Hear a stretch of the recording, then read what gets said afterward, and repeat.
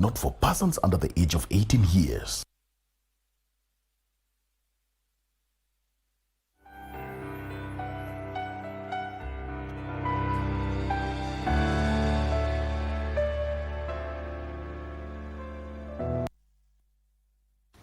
Thank you so much for staying with us. To move on with the news, where the Council of Governors have eulogized former Prime Minister Raila Odinga as a forthright leader, an astute politician, a defender of devolution, and a gentle giant who stood for true justice. Now, the clergy have also eulogized Odinga as a statesman and a champion of unity. In an extraordinary meeting convened by Council of Governors Thursday at the COG headquarters in Nairobi, one after the other, the governors paid glowing tribute to the late former Prime Minister Raila Odinga. If there was a transformational and charismatic leader in the Kenyan political space in our generation, it was Raila Odinga. A man whose life's work undeniably shaped the course of our nation's history. A statesman par excellence, a Pan-Africanist, a fighter for social justice, and a man whose love for his country was unwavering and palpable. Despite the fact that Raila Odinga had the capacity to sink this country by taking hardline positions after elections, he always chose the narrow path of uniting Kenyans after the competitive process. Siaya County Assembly also held a special sitting in honor of the late former Prime Minister Raila Odinga, with members hailing his unwavering commitment to the country's democracy. Kuingia kwa hii nyumba ni baba yangu Raila. Sikujua naweza kushika kitabu niinue juu. Ni baba yangu Raila. Na sikumuuliza. Nilistuka tu. It was unbelievable to most of us. Even now, most of us are in denial because Baba was a larger-than-life figure. He was an enigma. In his struggle for liberation, he has faced many attempts at his life. For over 5 decades, the Right Honorable Raila Odinga shaped our political conversation by dedicating his life to the service of our nation. In Homa Bay, religious leaders described Odinga's death as a major setback to the country, urging Kenyans to honor his legacy by maintaining peace and unity across the country. Let us mourn peacefully, because we are mourning a leader who loved peace, a leader who dedicated his life for democracy, a leader who loved everyone. Indeed, he was a father, not only to his family, not only to his children, but to the whole entire nation. God bless Kenya. And the Maa community eulogized the late Odinga as a firm protector of the Maa community and a defender of the Maasai's Mau forest. Kuna wakati moja ambayo alikuwa akisimama wakati hiyo na kuulizwa wachane na mambo ya msitu wa Mau, akasema ni afadhali mimi kwenda kupiga mandasi katika Nairobi hapo Kibera kuliko kuachilia msitu wa Mau kuharibiwa. Opicho Chemtai for Prime Edition. Now to the National Assembly, where members of the National Assembly suspended normal business in a special sitting to eulogize the late Raila Odinga. A majority of legislators described him as a statesman who believed in constitutionality, fairness, and gave a voice to many. The legislators who paid tribute to the late Odinga at a special sitting on Thursday, led by Speaker Moses Wetangula, shared the memories they shared with the late Premier. Wetangula challenged the lawmakers to emulate Odinga, who stood for many ideals, among them dialogue, equality, and had a fighting spirit for a better Kenya. Here are some of the tributes from the lawmakers.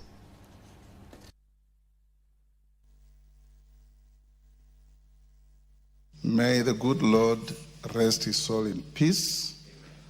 Honorable Raila Odinga is dead. Long live. Thank you.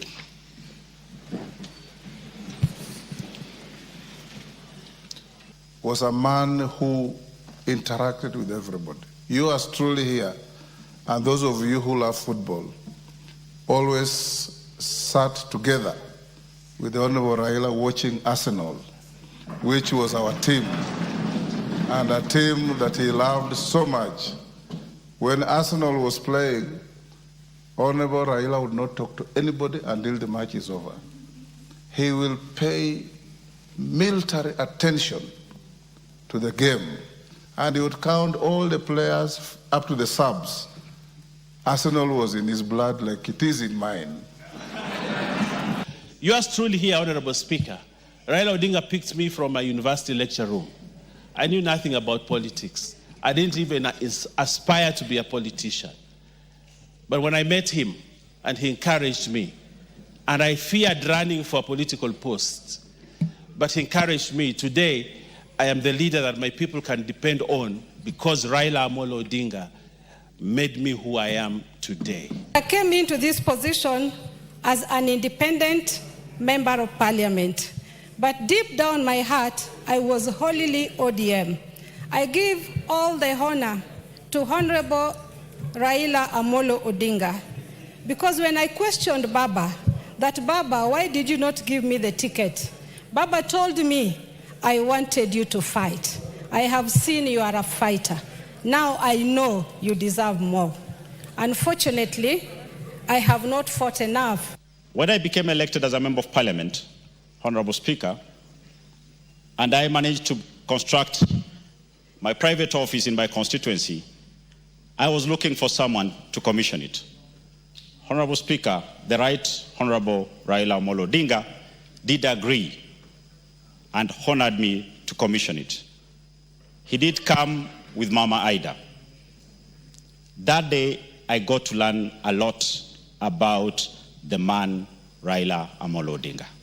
I want to say that as we were moving all along, Raila never forgot that there was somebody called Musa Sirma elsewhere. But every time he was in Nakuru, he would always take lunch in my house. We would enjoy the good relationship we had. And Mr. Speaker, we continuously did that. I remember even the great times when there was conflict in the 2007 general election. Before the handshake, Raila was in my house, and I took him to the airport, and he flew, and in 2 hours, the handshake was on. Wakati wa uchaguzi wa mwaka 2007, 2008, wakati fujo na ghasia zilipozuka, watu wakawa wanapigana, damu za Wakenya zinamwaika, nilikuwa katika baraza kuu la chama cha chungwa, tukaitwa mkutano. Nakumbuka baba akitoa machozi akisema, hapana, siwezi kuona kina wao wanakatokata, watoto wanauawa kama ile Kiambaa. Hapana, lazima tumalize maneno, lazima tulete imani katika taifa la Kenya. Wakati huo kuna wengine ambao walikuwa na roho ngumu. Indeed, Mission Boko there and the rest of the members of parliament just sharing and giving their tributes to the late Right Honorable Raila Odinga and the impact he had on them as a mentor and supporter of their ambition to become politicians. Let's look at what happened in the Senate, where the Senate on Thursday held a special sitting to mourn the late Raila Odinga, with senators describing him as a patriot and a Democrat who put the interest of Kenya above self. In emotional tributes, leaders hailed Odinga for his lifelong commitment to peace, unity, and the stability of the nation. As the House paid its final respects, senators affirmed that Raila Odinga's legacy will remain etched in the nation's history as a symbol of courage, sacrifice, and unwavering belief in democracy.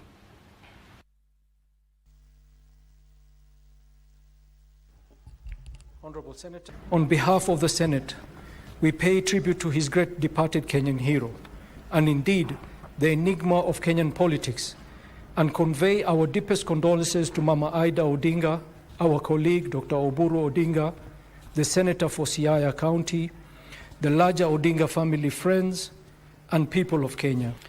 Even in the face of great personal sacrifice and his enduring legacy as a visionary statesman who inspired generations of leaders across Kenya, and the African continent.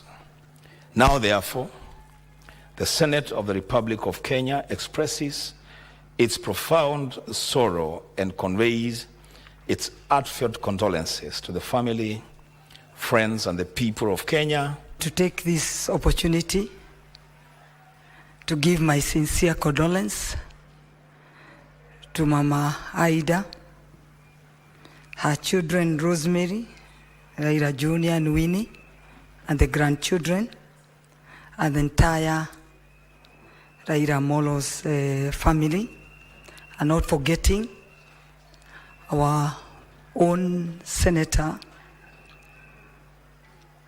Dr. Oburu.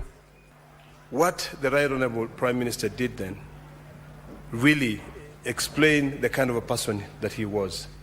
He was a person who put the nation first rather than his own personal interest. He's a person who believed in reconciliation. He's a person who wanted this country to be able to survive. And today, with the short few minutes that we have to eulogize him, I just want to speak to Kenyans and say what Raila did should be our moving spirit on a daily basis. This country is greater than one person. Mr. Speaker, sir, the Right Honorable Raila Amolo Odinga, to some of us from the north, the Asals, the marginalized, Raila represents the true voice of hope and inclusivity. Leo Kenya inalia kuondoka kwa mwana wa pekee, mzalendo wa kweli na kiongozi aliyetoa maisha yake yote kwa ajili ya nchi yake, Mheshimiwa Raila Amolo Odinga. Ni vigumu kuamini kwamba sauti yake imenyamaza. I have the condolences of the President of Pan-African Parliament, who is the equivalent of our Speaker, and I have shared that condolence message with all of us, the gist of which is to say the Right Honorable Prime Minister was a person who understood the power of negotiation and the power of dialogue for the good of the people. His Excellency Raila Amolo Odinga has left a landmark in this country. He has fought for democracy. He has fought for the constitution that we are celebrating and enjoying today. He has fought for freedom of speech. Many are the times he was jailed. Many are the times he was beaten and suffered for this country. Mr. Speaker, this is a man of great characteristics. This is a man that was extremely unique. And even as we, Mr. Speaker, register our appreciation, we really must thank God for the way this man was planted in this nation to do what he has managed to do, to serve a nation. Indeed, senators there giving their emotional tribute to the late Right Honorable Raila Odinga. To other news, the Orange Democratic Movement, the ODM, has endorsed Senator Oburu Odinga as the acting party leader following the death of Raila Amolo Odinga.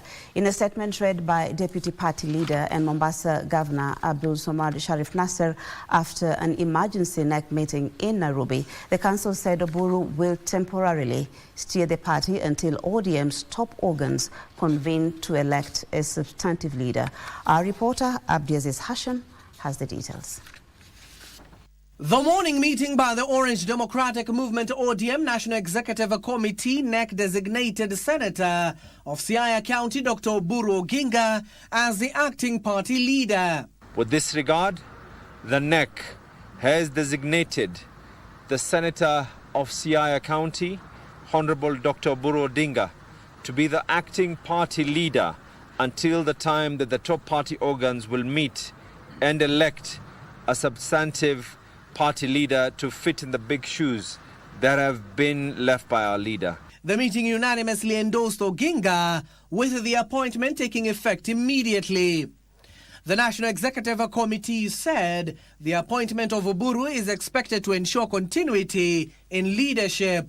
That the ODM remains united, just like it was during the Right Honourable Raila Odinga's time. We believe in unity of purpose, a stronger democratic party and a party that must live on for many years to come. Oburu, who is the elder brother of the late former Prime Minister Raila Odinga, steps into the role at a critical time for the party as it begins a transition process following Raila's death on Wednesday in India. And to avoid Lee funeral parlour, which will have very minimal activity.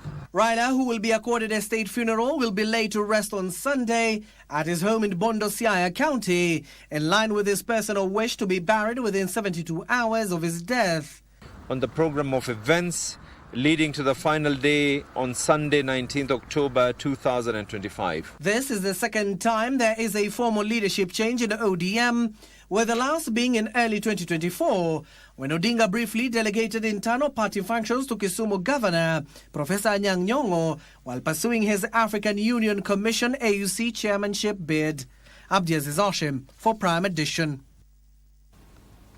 And it's not just his political allies who, paid tribute to Odinga, but the Kenya sports fraternity also joined the nation in mourning the late former Prime Minister Raila Odinga as a true sportsman who believed in the unifying power of sports. His immense support for sports and development was felt far and wide, as captured in poignant tributes from various federations in the country and across the region, among them his favorite local club, football club, that is Gor Mahia, and English Premier League club Arsenal.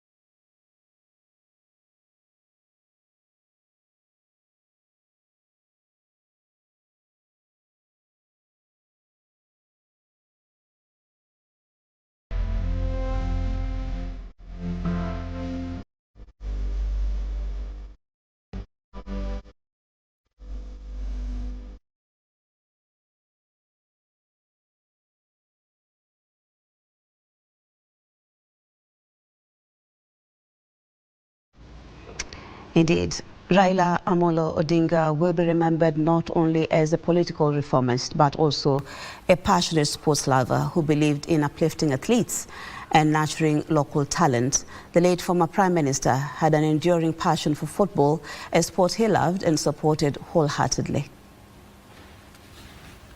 Raila was a familiar face in stadiums across the country, whether cheering for his beloved Gor Mahia FC or Harambee Stars, the national sevens rugby teams, or renowned Kenya World Athletics champions. As the patron of Gor Mahia, he was not just a ceremonial figure but a genuine benefactor, supporting them throughout their initiatives and campaigns with a recent donation of 10 million shillings, where he urged them to do their best to reclaim their title in the 2025-2026 season, after honoring his pledge to reward the team 1 million shillings when they advanced in the CAF Champions League last year. Raila's support extended to the national soccer team Harambee Stars. He cheered them to the knockout stage in the recent 2024 Chan Pamoja tournament, where he promised each player 500,000 Kenya shillings after their victory over Zambia, a gesture that underscored his commitment. He was always among the first dignitaries to offer a word of encouragement as Kenyan athletes took on the rest of the world or celebrate their victorious outings, as many will attest to, the most recent being the Tokyo World Athletics Championship, where Team Kenya finished second overall. Raila, who also played for Bunge FC when he was a member of parliament for Langata constituency, was also a devout Arsenal fan. His love for sports was immortalized through the Raila Odinga Stadium in Homa Bay, which was officially completed in May this year. The stadium stands as a testament to his vision for nurturing sporting talent and youth development in Kenya. Now, the Confederation of African Football CAF has decided to move tomorrow's CAF Champions League match between Kenya and Police FC and Sudanese giants Al Hilal Omdurman from Kasarani to the Ulinzi Sports Complex following today's turn of events at the stadium, which was used to view the body of the late former Prime Minister Raila Odinga. Now, the second round, preliminary first leg match, will be played behind closed doors. The FKF Men's Premier League champions Kenya Police progressed to the second round after eliminating Mogadishu City on away goals after a 3-3 aggregate score in the first preliminary round. Nairobi United is also expected to host ES Sahel of Tunisia in the CAF Confederation's second preliminary first leg match on Sunday in Nairobi. The Mozartbet Cup champions eliminated NEC of Uganda on away goals after a 3-all aggregate score in the first round. The return legs of both competitions will be played next weekend, with the winners advancing to the group stage scheduled in November. It's sad for everyone because kila mtu anajua the role baba alikuwa na kwa mpira ya Kenya, from the national team to the clubs, especially amekuwa patron wa Gor Mahia. Now you can see last time Police, we took the trophy Kenya Premier League. He was there to hand us the trophy and say congratulations to us, despite him being the patron of Gor Mahia. So it showed what quality of a man he was, and we mourn him as a country, and it's a big loss for us and to the whole world. Generally, I've interacted with him like 3 times, 2 times in the national team and now one lately Police FC when we took the trophy. He was a gentleman and he wanted the best for sports, not only football, but alikuwa anakuja kwa mbio, alikuwa anakuja kwa rugby. So generally he was a father to all, and he loved sports, and we will miss him again as a country and as a gentleman. Well, that brings us to the end of the bulletin this evening. Of course, a very thank you for all the time you've taken and your company. But before we wrap it up, just to take you through what will be expected tomorrow, even as the Deputy President, Professor Kithure Kindiki, did give a rundown of what will be happening, and that tomorrow has been declared a public holiday, a 2-hour state funeral service to start at 9 a.m. with guests seated by 8 a.m. State function will include military honors, church sermon by the Anglican Church of Kenya. There's going to be also eulogy by family and designated condolences from government officials, attendance by foreign delegation, formal condolences from heads of governments of East Africa, Africa, and across the region. And there will be a public viewing tomorrow from 12 noon onwards to give mourners chance to pay their respects. So just remember that still there's time to actually pay your respects to the late Right Honorable Raila Odinga. And so as we solemnly remember one of Kenya's most consequential leaders, Raila Odinga, his death marks the end of an era defined by battles for political reform and tireless belief in a more just Kenya. He leaves behind a legacy that will be celebrated and remembered across generations. And for that matter, let's keep peace. My name is Mariambo. Helping me on the sign language was Lensa Odingo. Good night.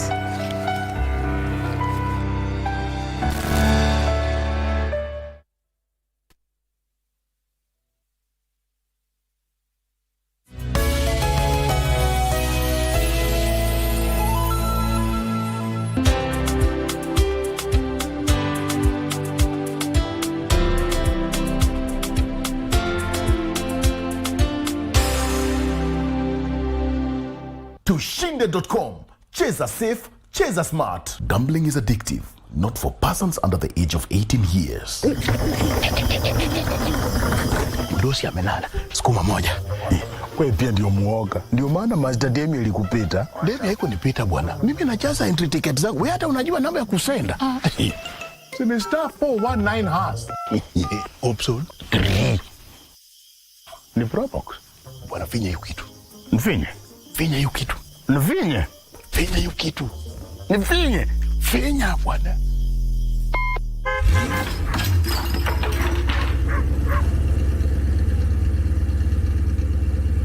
Probox was star 419 hash option 3.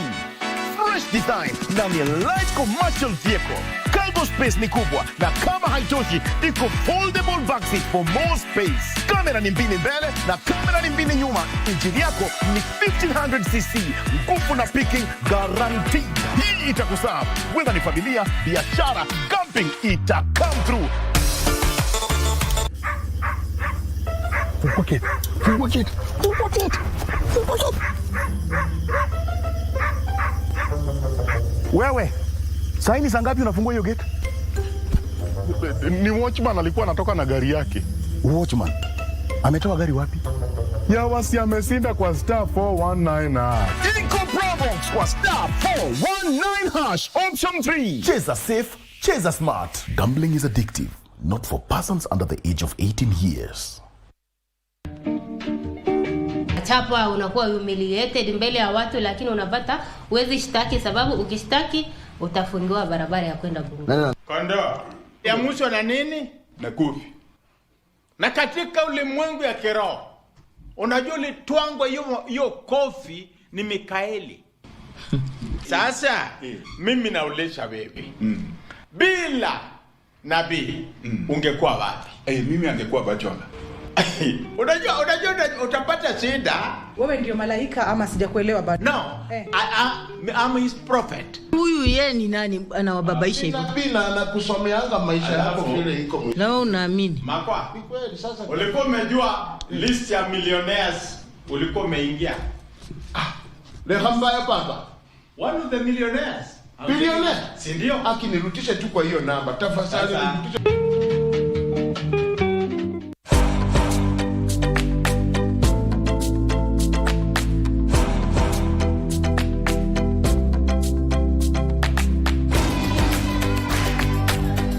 My ministry is at the forefront of implementing the bottom-up economic transformation agenda. And electricity is at the center of the better plan because everything else revolves around electricity, energy. We have made a lot of strides in terms of expansion of electricity coverage and alongside it, the matter of clean cooking because they go hand in hand. In the last 1 year or so, we have been able to connect more than 500,000 households. But not just connecting households.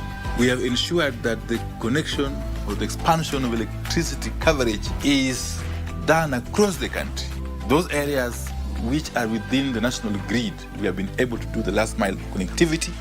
But those areas in far-flung regions that have traditionally been under-serviced or underserved, where the national grid has not reached, we have worked very closely with development partners.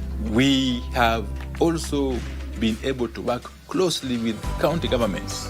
A number of them have now been able to develop what we call the county energy plans in collaboration with the national government.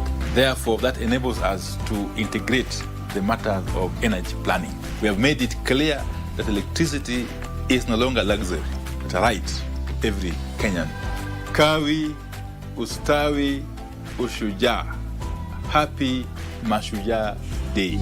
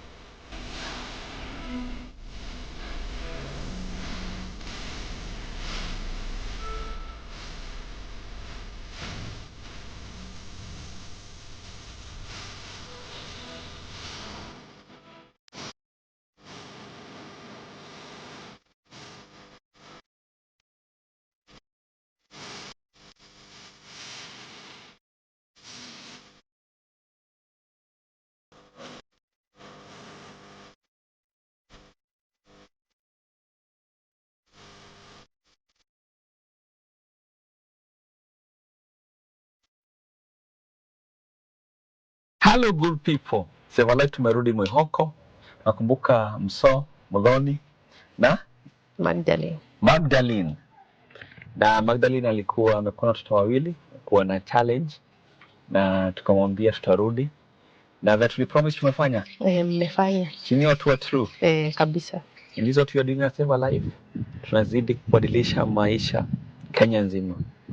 Na so tulianza jua kuna ile mpangilio surgery. Kwanza tukafanya CT scan pale Jumuiya Hospital na tukamaliza. Akatuambia lazima tufanye kiundango wa FNA.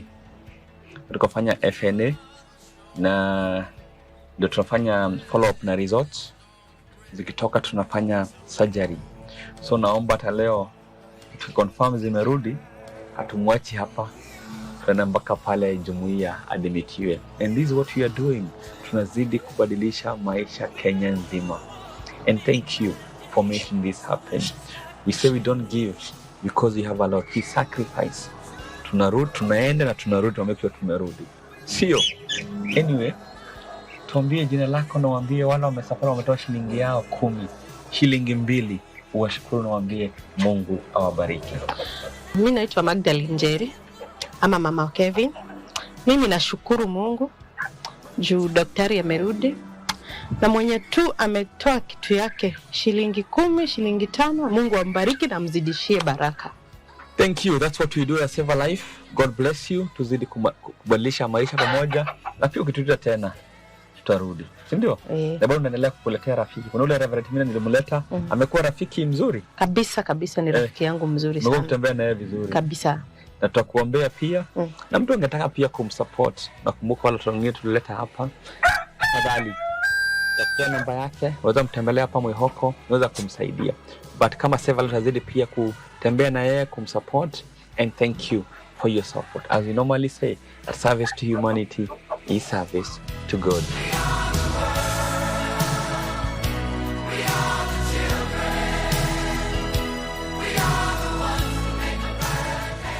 Amazing. Tunazidi kubadilisha maisha pamoja. Are you ready for the surgery?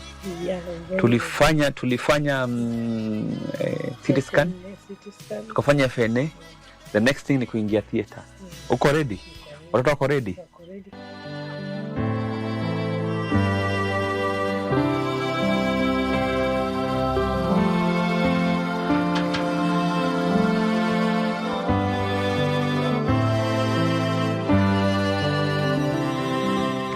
Nimefika Mwihoko, Ruiru constituency, Kiambu County. Nimekuja kutembelea Muthoni hapa.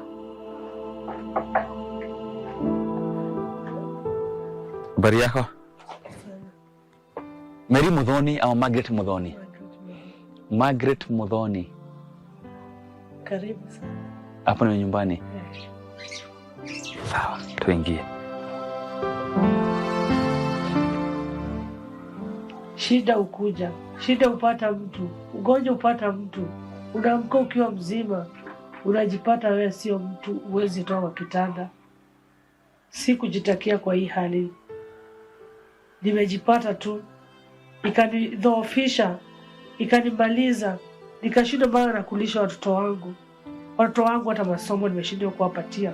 Siku moja nilikuwa mzima, siku moja nilikuwa na nguvu, nilikuwa nikijifanyia kazi yangu. Sometimes nashindangu mpaka na kufungua kazi. Nisaidieni. Wenye Mungu amepea uwezo wa madaktari. Hatu wanaweza tengeneza wanitoe hii kitu. Mungu nisaidieni, waweze unisaidie. Yataikana pesa, yataikana dawa. Mtu wako na 10 yake, 1000 mtabarikiwa. Ukibarikiwa kama barikiwa wewe, umebarikiwa na nyingi. Nisaidie nilipia bili ya hospitali. Yataikana bili 1300. Sina chochote, sina cha kujilipia. Nilikaa nikajiuliza kwa nini nilikufanyia nini? Maisha nilibadilikia. Mpaka kweli nilimkosea. Nilimuomba msamaha, nikaomba zaidi. Yesu ugonjwa si mtu ujiletea. Na baby nataka nijifunze na kitu.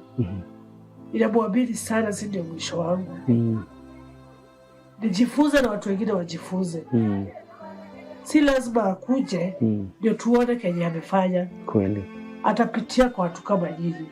Atapitia kwa watu kama nyinyi mnatazama. Ndio Mungu aweze kuwa Mungu. Kweli. Kwa hivyo nimeblilia mara mingi. Nikamwambia Mungu si lazima nitoe testimony. But tunaweza taka watu approve wajue yeye ni Mungu wa kweli. Kweli. Hello good people. Sasa leo tutembea Kenya nzima tukibadilisha maisha. Na leo tuko hapa Kiambu County, Mwihoko, Ruiru constituency. Tumetembelea Mourning.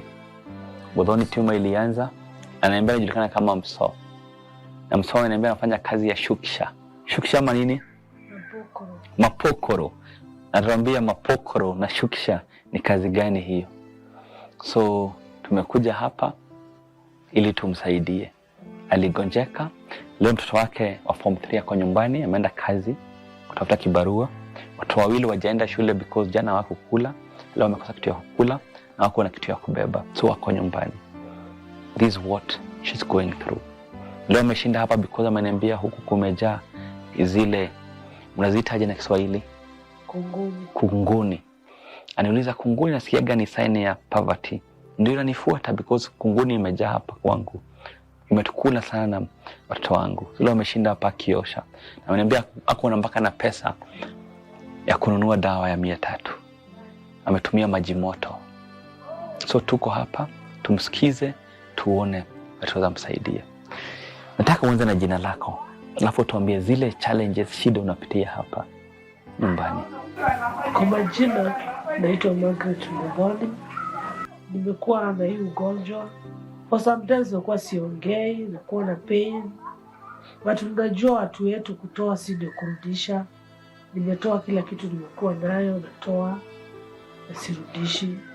Nanunua dawa, naisha tu na siongei. Maybe watu wakiniona nikitembea kwa barabara, wana kama siku hizo wasema nimekuwa chizi. Nikitembea na natembea tu always nimeishi tu nimejifunikia na kitambaa. Watu wanashindwa nini shida, sishukangi nywele, sikaangi aje, maisha nilibadilikia. Ati ni dawa na pesa za hosi. Imenifinya mpaka nikafinyika chini kabisa. Watoto wangu hawajakuwa wakisoma. Wananijua, najua ni ukweli. Watoto wangu hawajakuwa wakisoma. For the past 2 years, hajaenda shule. Last time, mmoja hajaenda shule. Mwingine hajaingia shule. Maisha imenizidia zaidi na zaidi. But ni bills za hospitali. Imefika mahali mpaka kuweka kitu kwa mdomo imekuwa ni shida. Naambia maisha hubadilika. Unaweza ona mtu akitembea kwa barabara uone kama ako sawa lakini yako sawa. Imefika mahali mpaka depression imenigonga. Nikakaa kama nimechizi. Nilikuwa nikiuza pombe, nikabadilisha maisha, nikachange maisha ikanizidia zaidi. But nikaweka tu trust in God, maisha uchange. Hata nikilala njaa maisha uchange. But imekuwa tu excessive. Imekuwa tu worse. Imekuwa worse kabisa.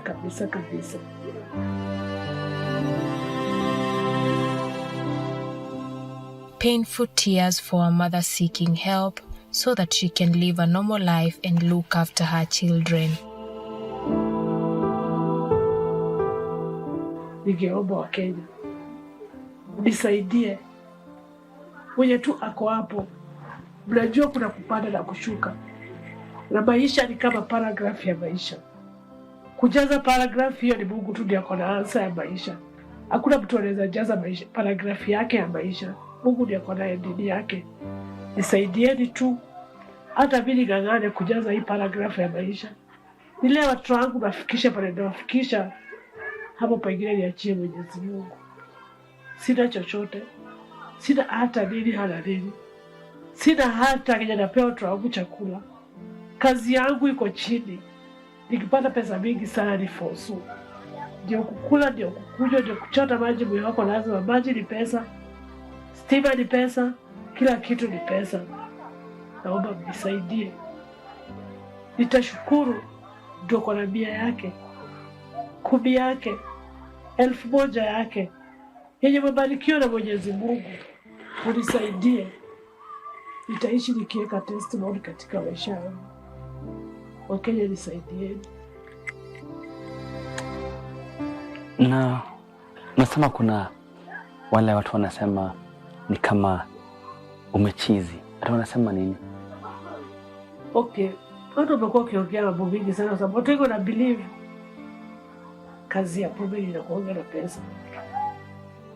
Ati nilisimama tu nikasema haina pesa.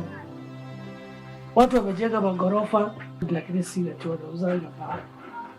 Nisema tu enough is enough. Watu wakasema ni kichwa yangu si mzuri. Hata rafiki yangu anakuja anauliza unataka aje, unafikiria aje? Tuambia tu wacha ni change life. Wacha tu niweka hoteli kadogo na Mungu atakambariki. Maisha inanifinya. But nakuja tu na bei kazi unafanya. Navumilia tu. Kwa sababu najua katika Mungu ndio kuna njia ya haki. Sina ingine naweza sema. Nisaidieni tu. Na umesema unasikia uchungu saa zingine? Mimi sina rangi. Nalala tu nimekalia kiti. Usiku ni watu wakigeuka hivi wanakuta tu nimekalia kiti. Jirani akiamka nikutana hapo nje nimekaa. Zamani walikuwa kifinyanga niko mlevi. Mtu ukimuuliza atasema huyu ana rangi nitaborogi. Aikana ngoja kisiongea ipenda nikula tu naumia tu. Nasikia inazidi kabisa mpaka natumana niendewe dawa. Niko na madeni kwa chemist. Nimekopa hapa nikakopa hapa nikakopa hapa. Hata umeshanizoea. Hii uchungu umekuwa excess.